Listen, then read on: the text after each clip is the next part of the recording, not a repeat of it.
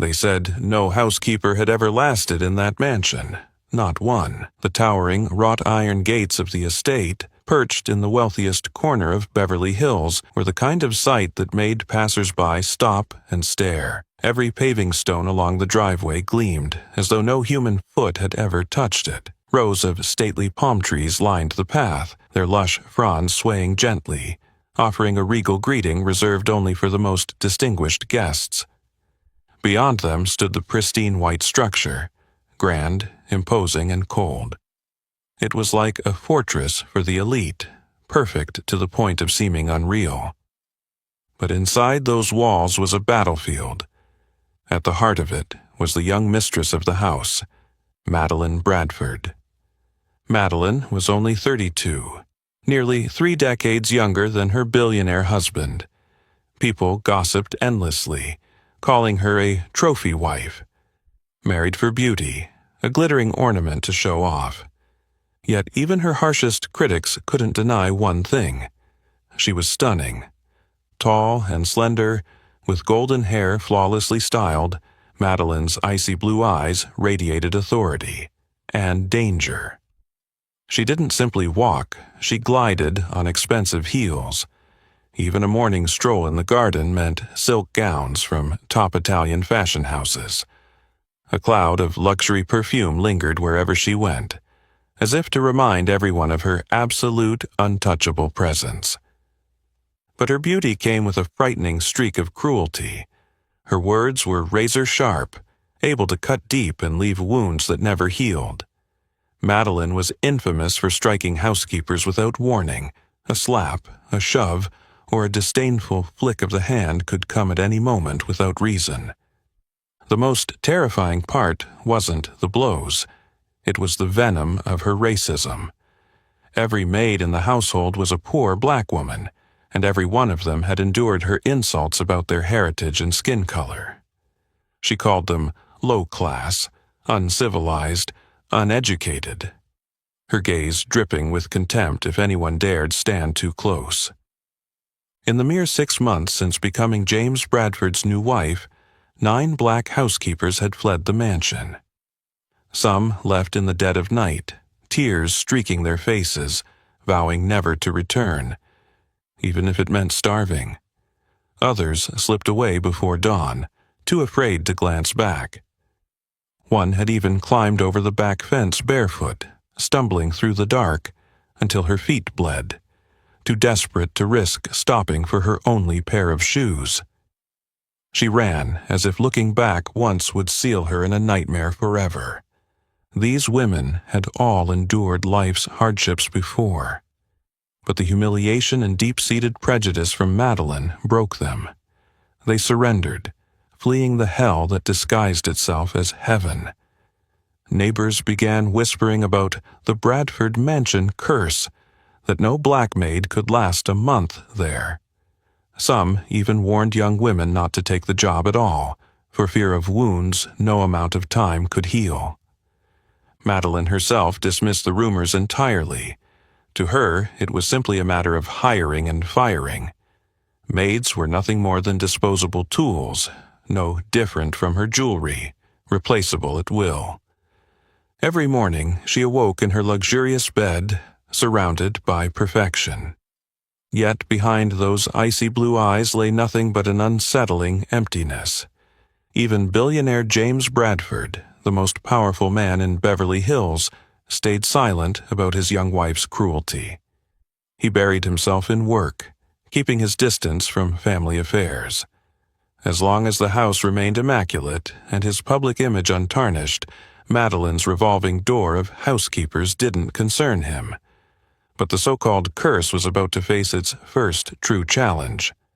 Because a new woman was stepping through those iron gates, a young black woman with fierce brown eyes and a spine of steel. Her name was Jasmine Carter.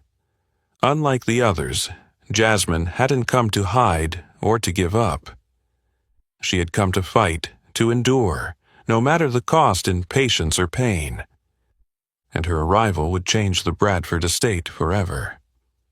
That morning, pale golden sunlight streamed through the tall rows of palm trees, casting a painting-like glow over the stone-paved drive leading to the Bradford estate. Yet, for Jasmine Carter, that gentle light could do nothing to ease the knot of nerves twisting inside her. Standing before the massive gates, she gazed at the pristine white mansion with a mixture of awe and apprehension. Slung over her shoulder was a small, worn fabric bag containing only a few plain changes of clothes and a photograph of Layla, her little girl lying in a hospital bed at South Los Angeles Medical Center. Layla was the reason Jasmine was here, the reason she was willing to step into what everyone called hell wrapped in heaven's disguise. Layla had just turned 8, but she'd never known a normal childhood. Her fragile heart needed surgery as soon as possible. Jasmine knew it, but she also knew the staggering cost was far beyond her means. And so, despite all the horror stories she'd heard about the young mistress of the house, Madeline Bradford, Jasmine had chosen to stake everything on this job. 3 months, she told herself as she pressed the gate's intercom. Just 3 months and Layla will have a chance to live. The gate swung open, revealing Margaret Davis, the Bradfords' longtime housekeeper, her face as cold and unreadable as stone. Margaret's eyes swept over Jasmine from head to toe, lingering longer than necessary on her dark skin, as though it were a flaw to be noted and filed away. "Follow me," Margaret said curtly, offering no greeting, no introduction. As Jasmine stepped into the courtyard, she could feel the weight of other eyes on her. Ben Thomas, the chauffeur, stood near a gleaming black Mercedes, his sharp gaze appraising her as if calculating how long she'd last.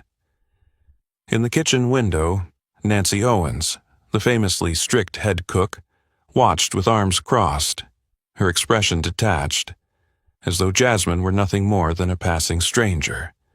They were all white, and in their eyes was a single, unspoken message: "You don't belong here." Margaret led her into the grand living room, where the white marble floors gleamed as if no foot had ever touched them.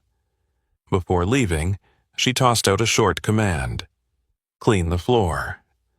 Madame will be down shortly." No instructions, no context, just a cold order. Jasmine understood what it meant. This wasn't simply about cleaning. It was a reminder of the place they'd already decided she belonged. She silently picked up a cloth, knelt, and began to wipe the floor slowly, meticulously, leaving not a speck of dust behind. "Do it well. Don't lose this job," she told herself. But just as she finished the last careful stroke, the sharp click of heels echoed from the staircase, each step measured, proud, and edged with a kind of quiet menace. Madeline Bradford appeared at the top of the stairs, her icy blue eyes fixed on Jasmine. She wore a wine-red silk dress that clung perfectly to her frame, her golden hair swept up in an impeccable chignon. One hand cradled a porcelain teacup. The other rested lightly on the banister, the way a queen might prepare to bestow favor. Her gaze moved slowly from Jasmine's face to her skin, then to the thin hands gripping the cleaning cloth. Her lips curved, not in warmth, but in disdain. "The new maid?" she asked, her voice cold. "Yes, ma'am, my name is Jasmine," Jasmine replied, bowing her head politely. Madeline didn't answer. She stepped closer, glancing over the spotless floor. Then, with deliberate grace, she tilted her teacup. The hot liquid splashed across the marble, leaving a dark brown stain against the pure white.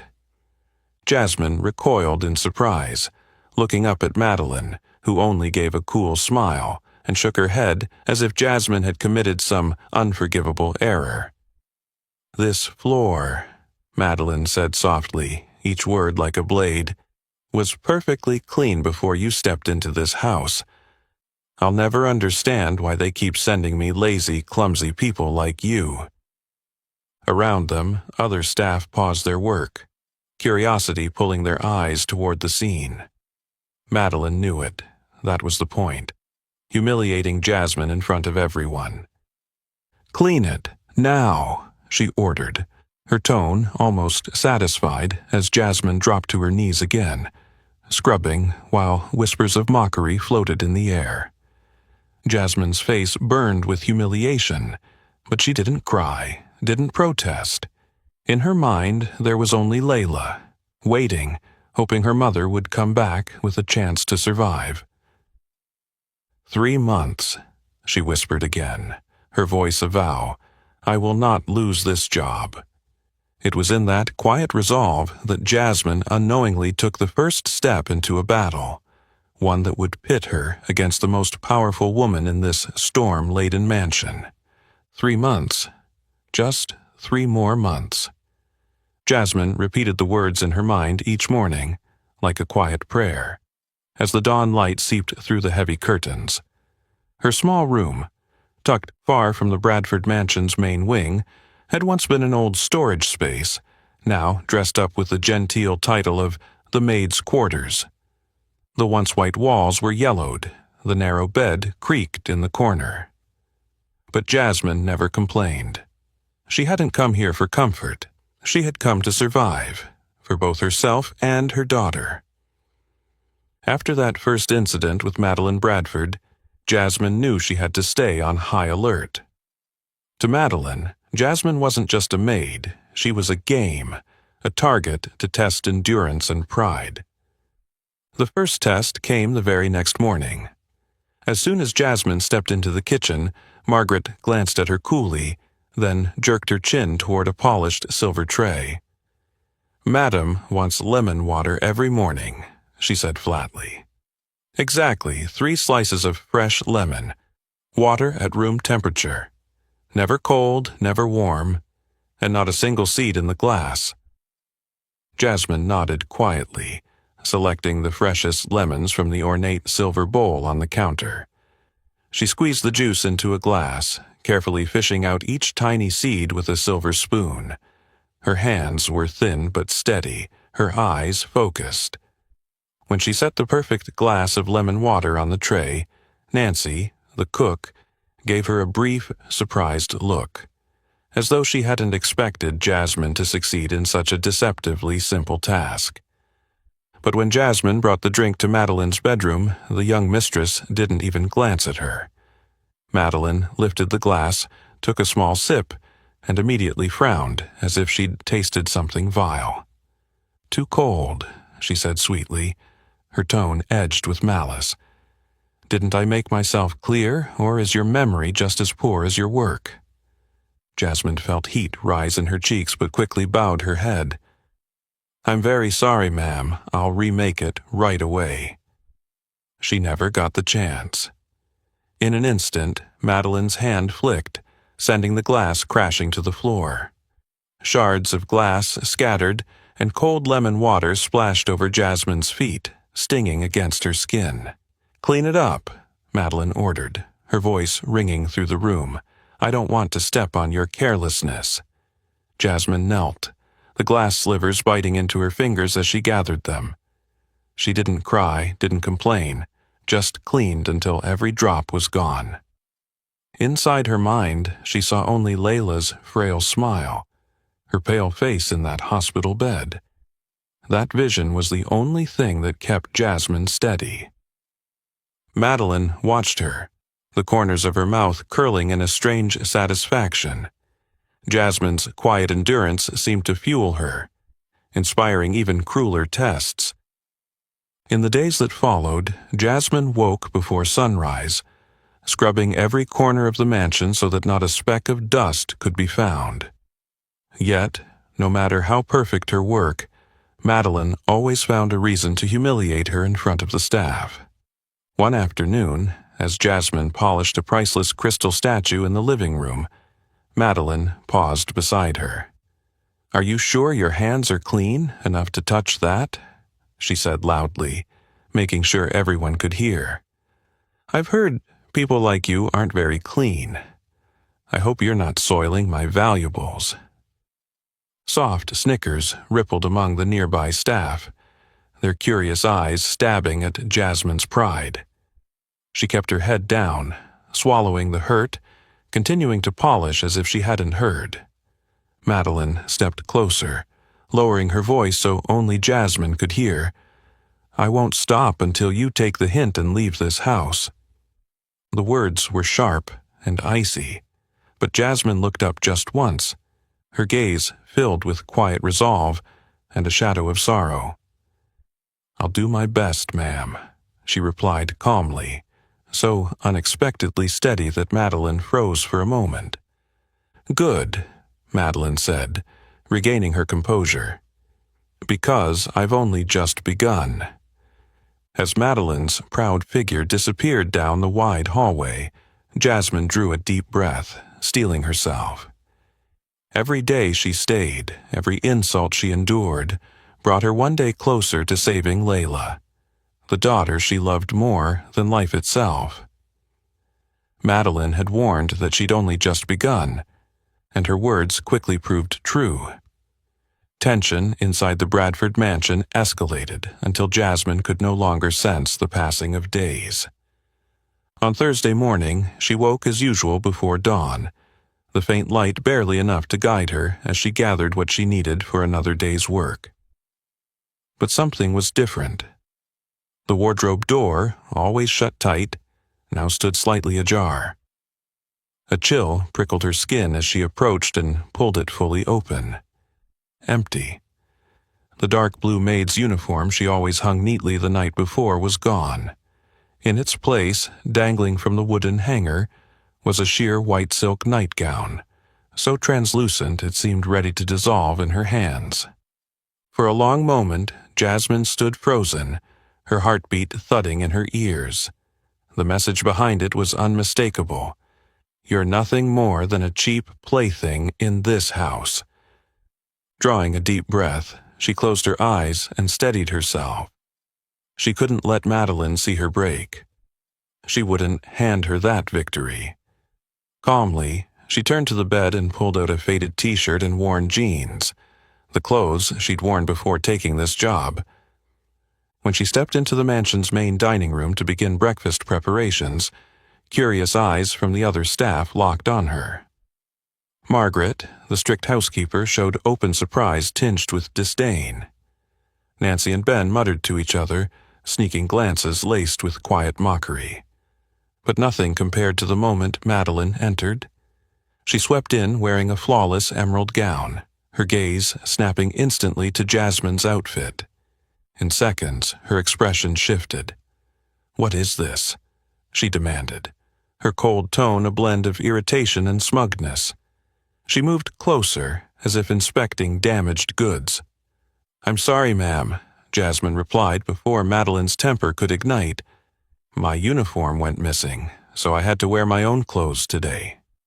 Madeline paused, then let out a low, cutting laugh that rang through the vast room, drawing every eye. "Oh, really?" she said sweetly, venom threading her words. "Or is it that you're simply more comfortable in rags? People like you must be used to clothes like that by now." Whispers rippled among the staff, but Jasmine stood perfectly still, her eyes fixed on some invisible point ahead. She knew Madeline was trying to provoke her, but she wouldn't give her the satisfaction. Jasmine's silence only deepened Madeline's irritation. Her voice rose, determined to strip Jasmine down in front of everyone.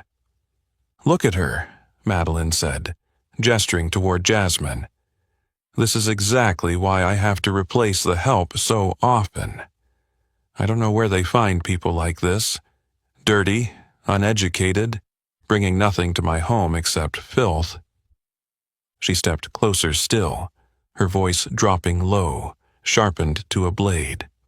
"Do you think your skin gives you the right to behave however you please here? This isn't the ghetto you're used to. There's no place here for someone as low as you." The air in the room seemed to still. No one moved, no one spoke. Jasmine felt each word pierce her like a needle, the pain tight in her chest, stealing her breath. But she refused to cry, not now, not in front of Madeline, not in front of anyone. She bowed her head slightly, her voice calm, so calm it startled even herself. "I'm sorry, ma'am. I'll do better." That simple reply hit Madeline like a slap. She'd wanted Jasmine to crumble, to cry, to snap, anything that would justify throwing her out. But Jasmine didn't give her that. She accepted every insult with unnerving composure. Madeline turned sharply, her hands curling into fists as she walked away, rage simmering. She realized, for the first time, she was losing control. Jasmine's calm was her defiance, and it was working. Behind her, Jasmine returned to her cleaning as if nothing had happened. But deep in her heart, a silent prayer rose. "Layla, I will not give up. I promise." From the moment Jasmine calmly endured Madeline's cruel humiliation, she knew the psychological war inside the Bradford mansion had escalated to a dangerous new level. What she didn't realize was that from a distance, someone else had begun watching her closely. Quietly, but with growing thoughtfulness. It was James Bradford. James rarely spent much time in the cold, pristine, white mansion. His life was consumed by multi-billion-dollar real estate projects across California, and he seldom concerned himself with domestic matters. But on this day, fate seemed intent on placing him squarely in the path of what had, until now, been nothing more than whispered rumors. Late in the afternoon, golden light from the setting sun spilled over the long upstairs hallway. Fresh from an important meeting downtown, James was tired and headed straight for his private study, until the sharp, icy tone of Madeline's voice drifted from the master bedroom. "What on earth are you doing?" Something in her voice, familiar yet unusually harsh, made him slow down and stop outside the door. Through the narrow gap, he saw Jasmine standing with her head bowed, trembling hands gripping a crystal perfume bottle that had nearly toppled from the vanity. It was baccarat crystal, an anniversary gift James had once given Madeline. He knew its value, but also that it wasn't worth such fury. "I'm so sorry, ma'am," Jasmine murmured, her voice contrite but steady. "I'll be more careful." Madeline didn't let her finish. Her hand shot out, striking Jasmine's cheek with a sharp crack that nearly made her drop the bottle again. "Careful?" Madeline hissed, icy blue eyes flashing. "Do you know how much this is worth? You'll never own anything like this in your lifetime, Jasmine. I'm done tolerating the carelessness and stupidity of people like you." James froze, stunned. He had known Madeline could be exacting, even cutting, but never had he imagined her being so openly cruel to a household employee. What shocked him even more was Jasmine's response. No screaming, no tears, just silent endurance. Placing the bottle carefully back on the vanity, Jasmine bowed her head low and said softly, but with quiet resolve, "I understand, ma'am. I'll do better." Madeline's face twisted with frustration at the lack of reaction. With an irritated flick of her hand, she turned toward the door, nearly colliding with James. Their eyes met in a brief, tense moment.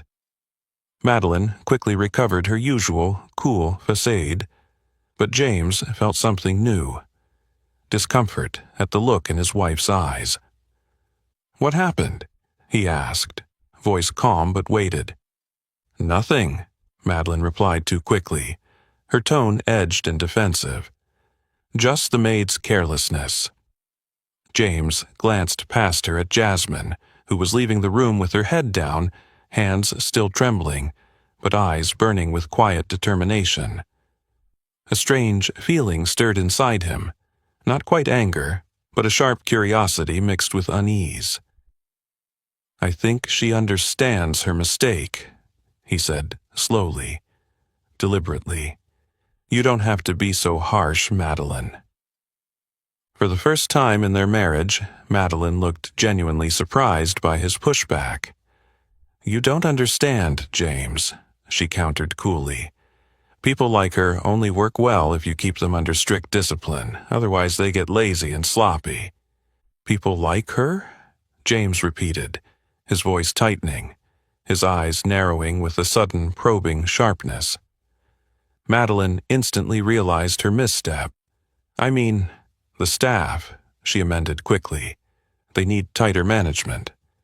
James said nothing more, his gaze lingering down the hallway where Jasmine had disappeared. The silence seemed to unsettle Madeline. She turned and walked away. But James remained where he was, and for the first time in their marriage, a deep, disquieting doubt crept into his mind about his wife's character. That night, alone in his study, James found he couldn't shake the image of Jasmine standing still, absorbing an unjust slap with almost inhuman composure. She was poor, vulnerable, but possessed a resilience he had never witnessed before. It intrigued him, not only about her, but about Madeline, the woman he thought he knew so well. Staring out the window, James made a quiet decision.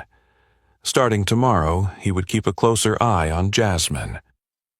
Perhaps then he would uncover the truth behind the perfect facade of this mansion, and the storms brewing within. From the moment James Bradford accidentally witnessed his wife's cruelty toward Jasmine, he began watching his household more closely, especially Jasmine herself. She was a black woman with a fragile appearance, yet carried an inner strength he couldn't quite define. For Madeline, however, Jasmine's silence and unusual resilience only made her more irritated. That unsettling calm felt like defiance, and in Madeline's mind, Jasmine became a target who had to be broken. In the days that followed, the Bradford mansion became a stage for a string of suspicious accidents, all aimed squarely at Jasmine. One evening, while she was serving dinner to James and Madeline in the lavish dining room, Madeline suddenly stood. With a subtle but deliberate motion, she tipped a glass of red wine over, spilling it across an expensive white Persian rug in a violent crimson splash. "Why would you put the wine glass in such a stupid spot, Jasmine?" Madeline barked, her face a mask of feigned outrage. Every staff member's eyes snapped to Jasmine, some wide with alarm. From his seat at the head of the table, James studied Jasmine, expecting anger, a protest, or even tears. Instead, she simply bent down and quietly blotted the spreading stain. "I'm sorry, ma'am. I'll be more careful," she said. Calm, controlled, without a hint of resistance. James was intrigued, even unsettled. He knew Madeline's act was intentional, and Jasmine seemed to know it too, yet she chose to accept it without revealing a trace of indignation.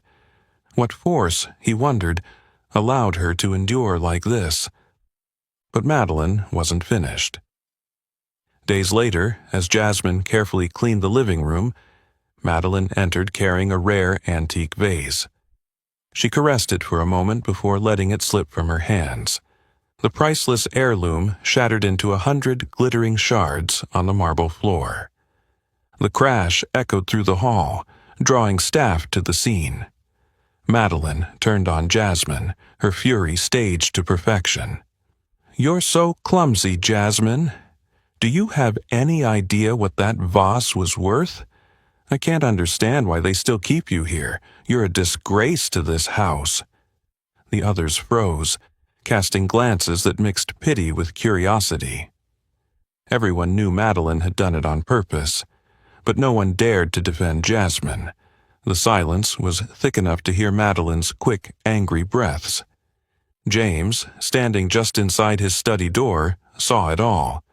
His fists tightened, his mind swirling with suspicion and disappointment toward his wife. Yet again, Jasmine's reaction astonished him. Without a word, she crouched, her hands trembling slightly as she gathered the fragments. She worked methodically, eyes down, until every sliver was gone. Then she rose, bowed her head slightly and said in that same steady tone, "I apologize for my carelessness, ma'am." Madeline stared hard, hunting for a flicker of weakness or rebellion in Jasmine's eyes. She found only stillness and an almost frightening dignity. Thwarted and frustrated, she turned sharply and left, leaving Jasmine standing tall in the middle of the room. From across the way, James couldn't look away from her. Why didn't she cry? Why didn't she fight back? Why was she still here at all? Even the other staff began to see her differently. Where they once looked down on her for her skin and her low position, they now felt a grudging respect. Margaret Davis, the cold, exacting housekeeper, softened her gaze when Jasmine passed. Nancy and Ben no longer whispered behind her back. They watched her quietly, almost in admiration. Through sheer silence and unshakable endurance, Jasmine had shown everyone in the Bradford mansion that real strength lay not in wealth or power, but in the ability to preserve one's dignity in the harshest circumstances.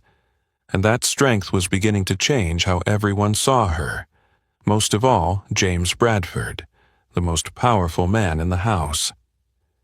In the days that followed, the air inside the Bradford mansion remained as stifling and tense as ever.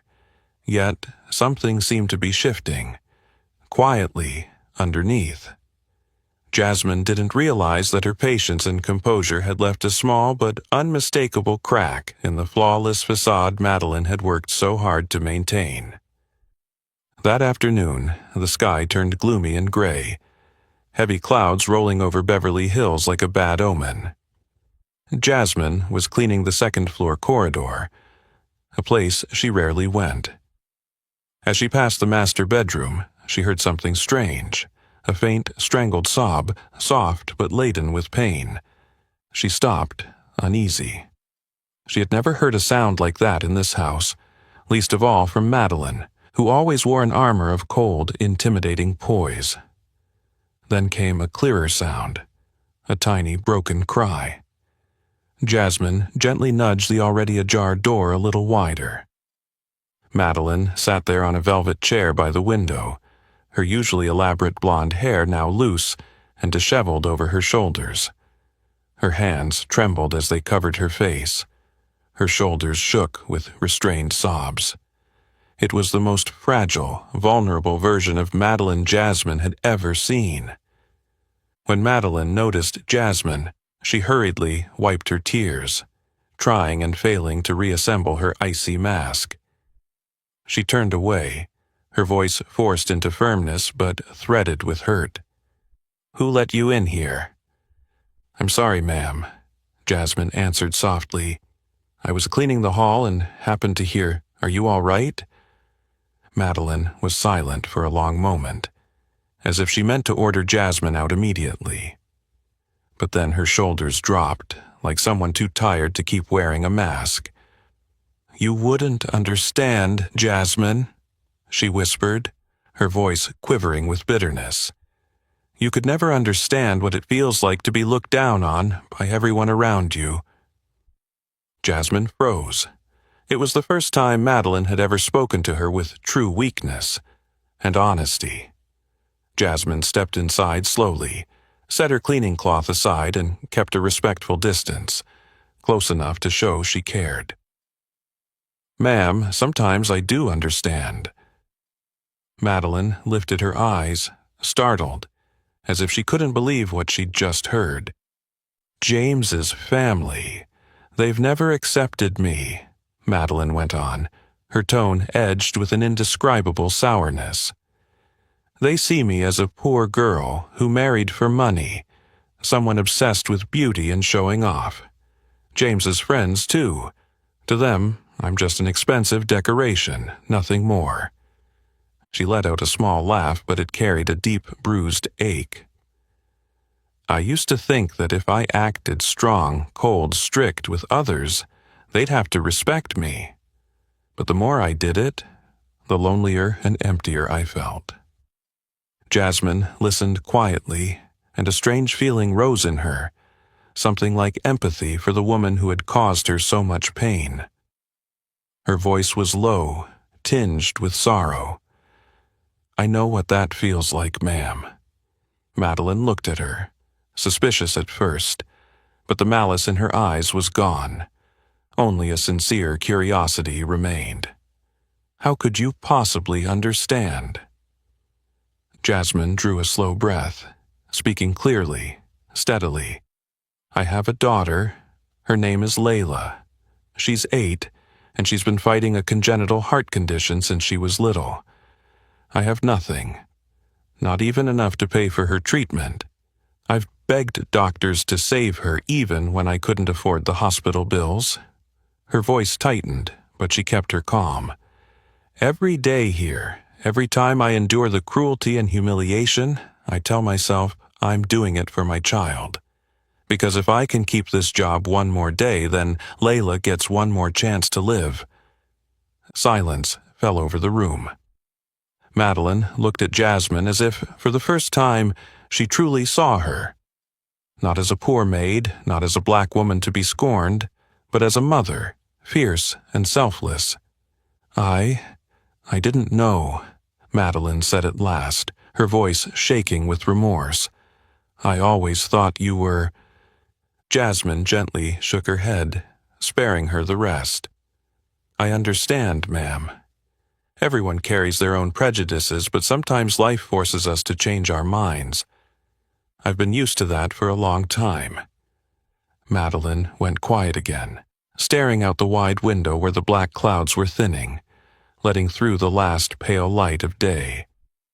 For the first time in her life, she felt a genuine sense of shame before Jasmine, the woman she had most despised. And for the first time, Madeline realized that perhaps she was the truly weak one in this house. That afternoon, after Jasmine left the room having shared her heartfelt story about her gravely ill daughter, Madeline remained seated in silence by the window for a long time.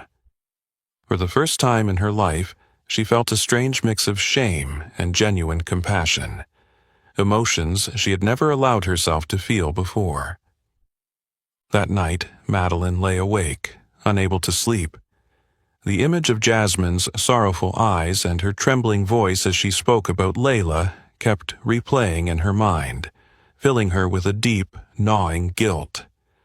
Every cruel act, every word of humiliation she had hurled at Jasmine now made her ask herself, how did I become this person?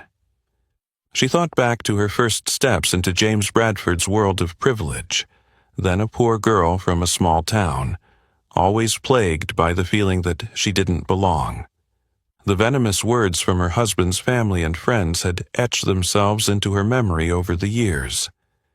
Madeline is just a pretty, empty-headed woman, a decorative doll, nothing more.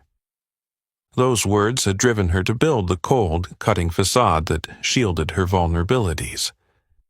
But now, faced with Jasmine, a poor woman with an unbreakable heart, Madeline realized she had lost herself long ago. The next morning, Jasmine rose early as usual, bracing for another grueling day. But when she stepped into the kitchen, Margaret unexpectedly handed her a small white envelope. Her stern face softened just slightly. "Madam says open it now," Margaret said briefly before turning away. Jasmine's hands trembled as she opened it. Inside were a few bills and a note written in Madeline's familiar, elegant script. "Take today off, go see your daughter. This is for travel and to buy something for Layla." For a moment, Jasmine felt her heart stop. She read the note over and over, barely able to believe her eyes. For the first time since she'd entered the Bradford mansion, she felt a genuine kindness from the woman she had thought the coldest, most unfeeling person alive. Without hesitation, Jasmine quickly gathered a few small items and left for the hospital where Layla was being treated. Throughout the journey, her mind swirled with confusing but warm thoughts of Madeline and this sudden change in her. At the hospital, Jasmine entered the small room where Layla lay on a simple bed. The little girl was frail, her face pale, but her eyes lit up instantly when she saw her mother. "Mom!" Layla called, her voice weak but full of joy. Jasmine rushed forward, pulling her into a tight embrace, tears streaming down her thin face, tears of happiness and longing. It had been weeks since she could visit, and each time she'd only seen Layla through a phone screen, her heart broke. But today, thanks to Madeline's unexpected gesture, she could hold her daughter close and feel her warmth. "I missed you so much, Mommy," Layla whispered, her tears soaking into Jasmine's shoulder. "I was scared you wouldn't come back." "I'm always here for you, Layla," Jasmine murmured, stroking her hair. "I will never leave you, no matter what." In that moment, Jasmine felt a deep gratitude for Madeline's unexpected kindness. She began to see that behind the coldness and cruelty might be a heart wounded and in need of healing. That evening, back at the mansion, Jasmine quietly returned to her duties as if nothing had happened. But deep inside, she couldn't forget the silent generosity she had received that day. On the other side of the vast house, Madeline sat in her private room, staring into the large mirror, studying every line of her face. For the first time in years, she saw a different woman staring back, one filled with insecurity, scars, and someone who had strayed far from who she truly was. She thought of Jasmine, of Layla, of the boundless sacrifice of a poor mother enduring every bitterness for her child, and she asked herself whether she had the courage to face herself and change, or whether she would keep living in the false armor she had built.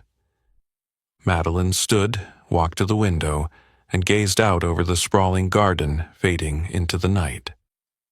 A new feeling stirred within her, a yearning to change, to live truthfully, and in that moment she knew that while many challenges still lay ahead, she was no longer truly alone.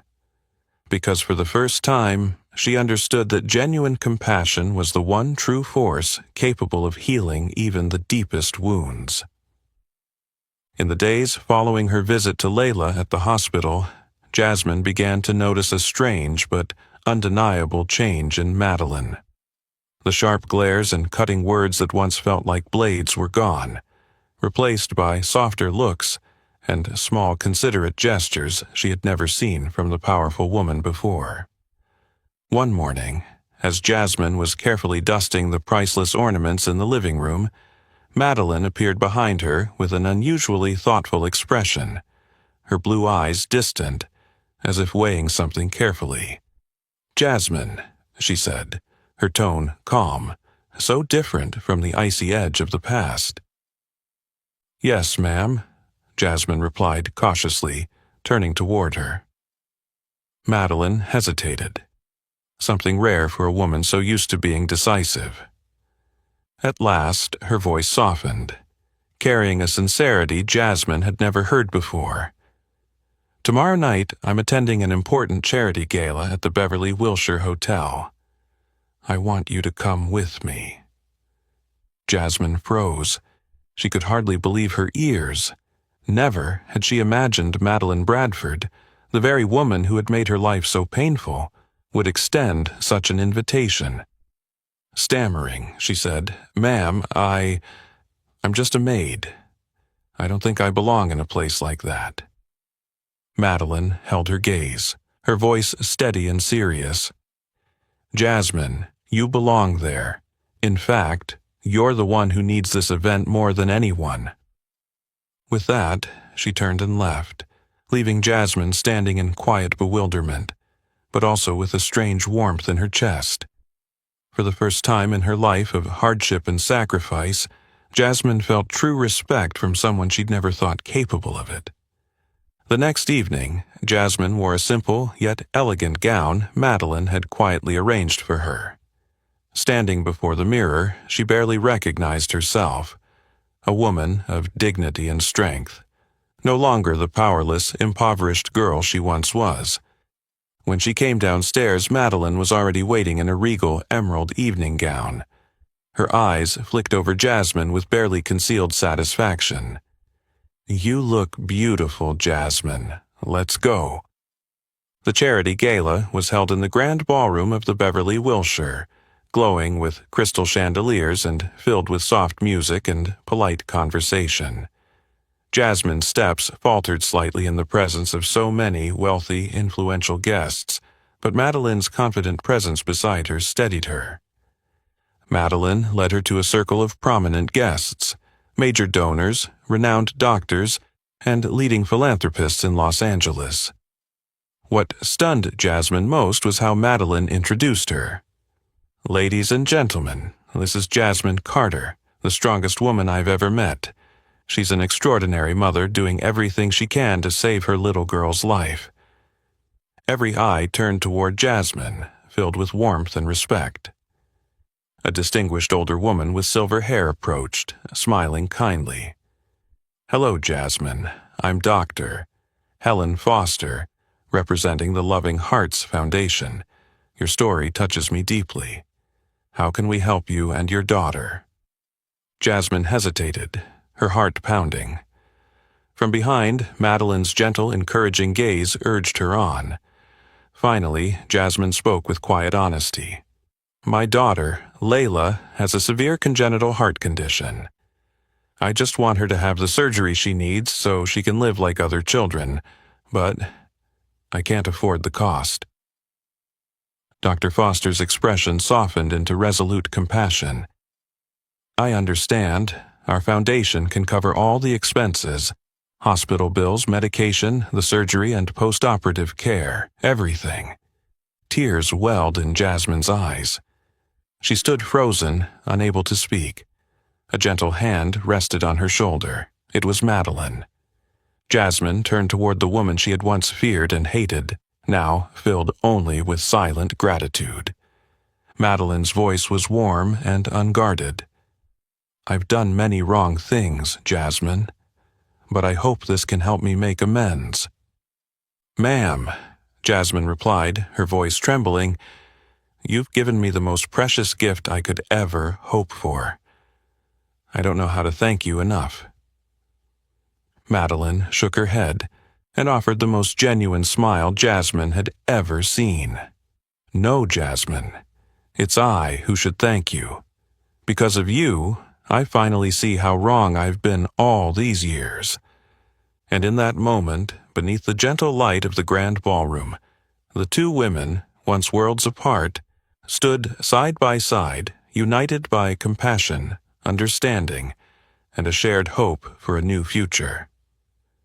After the magical evening at the Beverly Wilshire Hotel, everything in Jasmine's life began to change. The heavy, suffocating air that once filled the Bradford mansion seemed to lift little by little, replaced by hope, trust, and a deep gratitude that had never existed there before. A few days after the charity event, Jasmine received an important phone call from the hospital. The gentle voice of Dr. Helen Foster came through the line. "We've completed all the arrangements, Jasmine. Layla's surgery will be on Monday morning. The Loving Hearts Foundation will cover everything. Your daughter will soon be healthy again." The moment she heard the news, Jasmine sank into a chair, her hands trembling around her small phone. Joy, relief, and gratitude flooded her so completely that she couldn't speak. Tears streamed down her face. For the first time in years, she truly believed in miracles. From the hallway, Madeline stood quietly, watching. A small, bittersweet smile touched her lips, but she didn't step forward or speak. She simply observed, feeling an unfamiliar peace. For the first time in her life, she knew she was doing something truly right. On Monday morning, Jasmine woke early, preparing to head to the hospital. For the first time since she'd arrived at the mansion, every staff member greeted her with genuine warmth and respect. Margaret, the strict housekeeper, had prepared breakfast for her and gave a small nod as she passed. "Good luck, Jasmine. We're all praying for your daughter." Nancy, the famously stern cook, looked at her with kindness for the first time. "Trust the doctors, Jasmine. Layla will be fine." Ben, the chauffeur who had once been openly skeptical, offered to drive her himself. I'll wait here for you, Jasmine. Don't worry, he said sincerely. On the drive, Jasmine thought of Madeline. She knew that all the positive changes she'd experienced recently had started with her. The powerful woman had quietly made everything possible for her and Layla, asking for nothing in return. The surgery took hours, each minute feeling like an eternity. Jasmine sat in the hospital corridor, hands clasped tightly together, silently praying for her little girl. Finally, the operating room doors opened and Dr. Foster stepped out, relief in her smile. The surgery went perfectly, Jasmine. Layla will recover and be healthy soon. Jasmine broke down in tears right there in the hallway, her face lit with joy and gratitude. After all the hardship, she could finally see her daughter with a chance to live, to have the life every child deserved. That afternoon, when she returned to the Bradford mansion, she was surprised to see Madeline waiting for her at the entrance.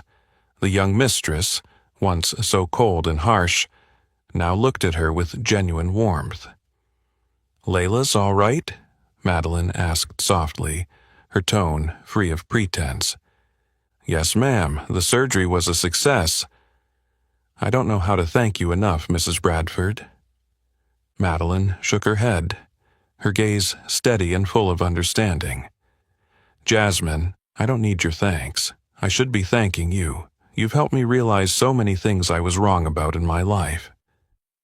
In the days that followed, the shift in the house spread beyond Jasmine and Madeline. It touched everyone on staff. The suspicion and coldness of the past vanished, replaced with sincere care and respect. Even James Bradford, the powerful man who had always kept his distance, began to see Jasmine differently. One afternoon, he met her in the garden and, for the first time, spoke from the heart. "I'm glad to know your daughter is healthy again, Jasmine. And I'm grateful for everything you've endured here. You deserve the respect and thanks of everyone in this house." Jasmine smiled gently, her heart full of peace and gratitude. She knew that all these miracles had begun with the deep change inside Madeline. The woman who had once caused her so much pain, yet had become the greatest benefactor of her life. And in that moment, Jasmine understood. True strength isn't in power, wealth, or appearances. It lies in the ability to love, forgive, and truly understand one another.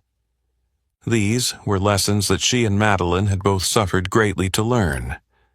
The transformation within the Bradford mansion was quiet but unmistakable. What had once seemed impossible was now reality. No more condescending stares, no more whispered insults behind Jasmine's back. In their place were genuine respect, friendly looks, and even gentle smiles she never thought she'd find in this house. Even Jasmine was surprised by the change. But what astonished her most was Madeline's evolving attitude. The woman who had once caused her so much pain was becoming the strongest source of support she had in this vast home. On a Monday morning, while Jasmine was busy with her usual duties, Margaret approached with her usual formality, but her eyes carried an unfamiliar softness. "Madam wants to see you in her study immediately, Jasmine." A flicker of worry passed through Jasmine, but she steadied herself and walked to the study. Madeline sat behind her desk, serious, yet, for the first time, her eyes held warmth. "Sit down, Jasmine," she said, her tone gentle yet firm. Jasmine took the seat opposite, her hands resting on her lap to steady her nerves.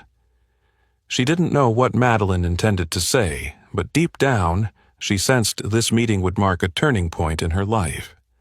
Madeline began, her voice clear and assured. "I've been thinking a lot these past days, Jasmine. I realize I made a terrible mistake in how I treated you before. More importantly, I see that you are the one who's brought the most positive change to this house." For a moment, Jasmine sat frozen, eyes wide with surprise and emotion.